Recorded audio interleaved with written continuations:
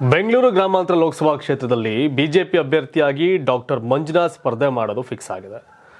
ಕಾಂಗ್ರೆಸ್ಸಿಂದ ಡಿ.ಕೆ. ಸುರೇಶ್ ಈಗಾಗಲೇ ಅಭ್ಯರ್ಥಿಯಾಗಿ ಘೋಷಣೆ ಆಗಿದ್ದಾರೆ. ಅಲ್ಲಿ 3 ಬಾರಿ ಸಂಸದರು, 2013 ಬೈ ಎಲೆಕ್ಷನ್, 14 ಸಾರ್ವತ್ರಿಕ ಚುನಾವಣೆ, 19 ಚುನಾವಣೆ.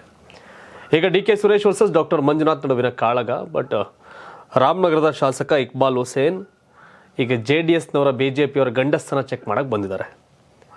ನಿಮ್ಮ ಗಂಡಸ್ಥಾನ ಇಲ್ವಾ? ನಿಮಗೆ ತಾಕತ್ತಿಲ್ವಾ? ಪಾಪ ಪುಣ್ಯಾತ್ಮ ಅಮಾಯಕ ಡಾಕ್ಟರ್ ಮಂಜುನಾಥ್ ಕರ್ಕೊಂಡು ಬರ್ತಾ ಇದ್ದೀರಲ್ಲ. CP ಯೋಗೇಶ್ವರ್ ಇರಲಿಲ್ವಾ? ಡಾಕ್ಟರ್ ಅಶ್ವಥ್ ನಾರಾಯಣ್ ಇರಲಿಲ್ವಾ?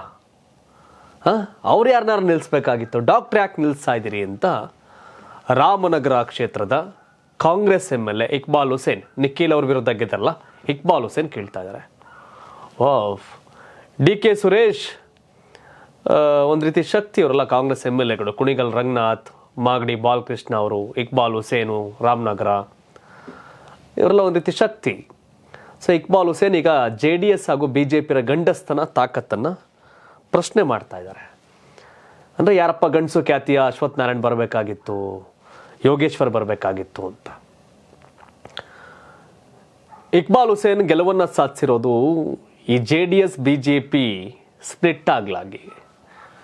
ಗೌತಮ್ ಮರ್ಲಿಂಗೇಗೌಡ BJPಯಿಂದ ನಿಂತು ರಾಮನಗರದಲ್ಲಿ ಒಂದು 13,000 ಓಟ್ ತಗೊಂಡ್ರು. ನಿಖಿಲ್ ಕುಮಾರಸ್ವಾಮಿ ಅವರೊಂದು 87,000 ಓಟ್ ತಗೊಂಡ್ರು, 77,000 ಓಟನ್ನು ಪಡೆದ್ರು.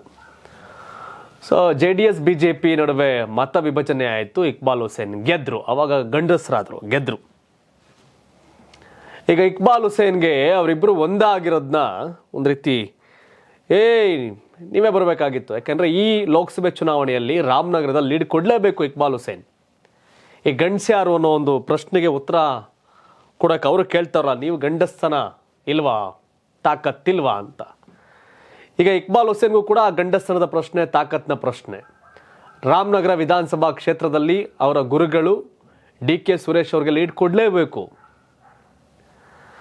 ಲೀಡ್ ಏನಾರ BJPಯ ಡಾಕ್ಟರ್ ಮಂಜುನಾಥ್ ಬಂದ್ಬಿಟ್ರೆ ಆ ಗಂಡಸ್ಥನದಲ್ಲಿ, ತಾಕತ್ತಲ್ಲಿ ಇಕ್ಬಾಲ್ ಹುಸೇನ್ ಸೋತಂಗೆ. ಸೊ ಹಾಗಾಗಿ ಡಾಕ್ಟರ್ ಮಂಜುನಾಥ್ ಯಾಕೆ, ಪಾಪ ಅಮಾಯಕ ಪುಣ್ಯಾತ್ಮ, ಯೋಗೇಶ್ವರೇ ಬರಬೇಕಾಗಿತ್ತು. ಇದೇ ಯೋಗೇಶ್ವರಿಂದಾಗಿ ರಾಮನಗರದಲ್ಲಿ ಇಕ್ಬಾಲ್ ಹುಸೇನ್ ಗೆದ್ದಿದ್ದು. ಇದೇ ಯೋಗೇಶ್ವರಿಂದಾಗಿಯೇ ರಾಮನಗರದಲ್ಲಿ ಇಕ್ಬಾಲ್ ಹುಸೇನ್ ಗೆದ್ದಿದ್ದು. ಚನ್ನಪಟ್ಟಣದಲ್ಲಿ ಗೆಲ್ತೀನಿ, ರಾಮನಗರದಲ್ಲಿ ಸೋಲಿಸ್ತೀನಿ JDSನ ಅನ್ನೋ ರೀತಿ ಯೋಗೇಶ್ವರ್ ಮಾತಾಡಿದ್ರು. ಗೌತಮ್ನ ಕರ್ಕೊಂಡು ಬಂದು BJPಗೆ ರೇಷ್ಮೆ ನಿಗಮ ಮಂಡಳಿ ಅಧ್ಯಕ್ಷನ್ ಮಾಡಿ ಚುನಾವಣೆಗೆ ತಯಾರು ಮಾಡಿದ್ದು ಇದೇ ಯೋಗೇಶ್ವರ್ ಗೌತಮ್ ಮರ್ಲಿಂಗೇಗೌಡರಿಗೆ ಟಿಕೆಟ್ ಕೊಡಿಸಲಾಗೆ BJP ಅಷ್ಟು ಮತ ಪಡಿತು. ಮತ ವಿಭಜನೆಯಾಗಿ ಇಕ್ಬಾಲ್ ಹುಸೇನ್ ಗೆದ್ರು.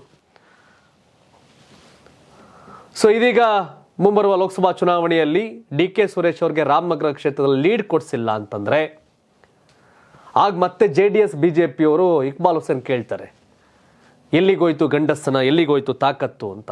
ಇವೆಲ್ಲದರ ಪರಿಣಾಮ ಆಗ ಇವರೇ ಸವಾಲಾಗ್ತವ್ರೆ, ನಿಮ್ಮಲ್ಲಿ ಗಂಡಸ್ಥನ ಇಲ್ವಾ, ತಾಕತ್ತಿಲ್ವಾ ಅಂತ ಈಗ ಇಕ್ಬಾಲ್ ಹುಸೇನ್ ಕೇಳ್ತಾವ್ರೆ JDS ಅವ್ರನ್ನ, BJPಗರನ್ನ.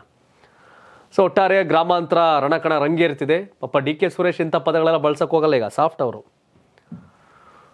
ನರೇಂದ್ರ ಮೋದಿ ಬಂದರು ನಾನೇ ಗೆಲ್ತೀನಿ ಅಂತ ಹೇಳ್ಕೊಂಡು ಓಡಾಡ್ತಿದ್ದಾರೆ.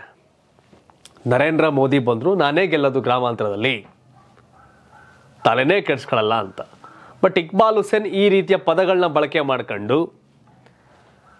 ಗಂಡಸ್ಥನ ಇಲ್ವಾ, ತಾಕತ್ತಿಲ್ವಾ ಅನ್ಕೊಂಡು ರಣಕಣವನ್ನು ರಂಗೇರಿಸ್ತಾ ಇದ್ದಾರೆ. ಈ ಸಂಬಂಧಪಟ್ಟ ಪಾಪ ಡಾಕ್ಟರ್ ಮಂಜುನಾಥ್ ಇಂಥ ಮಾತುಗಳೆಲ್ಲ ಆಡೋದಿಲ್ಲ. ಸಹೃದಯಿ, ಹೃದಯವಂತ, ಸಂಸ್ಕಾರವಂತ ಡಾಕ್ಟರ್ ಮಂಜುನಾಥ್ ಈ ಪದಗಳಿಗೆಲ್ಲ ರಿಯಾಕ್ಟ್ ಮಾಡಕ್ಕೆ ಹೋಗಲ್ಲ.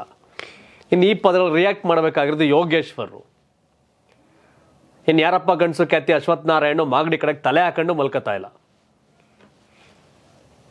ತಲೆ ಹಾಕೊಂಡು ಮಲ್ಕ್ತಿಲ್ಲ ಅಶ್ವಥ್ ನಾರಾಯಣ್. ಯೋಗೇಶ್ವರ್ ಮುಂದೆ ಇಕ್ಬಾಲ್ ಹುಸೇನ್ ಇವೆಲ್ಲ ಮಾತಾಡೋದಿಲ್ಲ. ಅಣ್ಣ ಯೋಗೇಶ್ ಅಣ್ಣ ಅನ್ಕೊಂಡು ಹೋಗ್ಬಿಡ್ತಾರೆ. ಹಾಗಾಗಿ ರಾಜಕೀಯದಲ್ಲಿ ಇದೀಗ ಇಕ್ಬಾಲ್ ಹುಸೇನ್ JDS BJP ಅವರ ಗಂಡಸ್ಥನ ತಾಕತ್ತನ್ನು ಪ್ರಶ್ನೆ ಮಾಡೋಕೆ ಹೊರಟವ್ರೆ. ಆ ಪ್ರಶ್ನೆಗೆ ಉತ್ತರ ಬಹುತೇಕ ಫಲಿತಾಂಶದಲ್ಲಿ ಸಿಗಬಹುದು.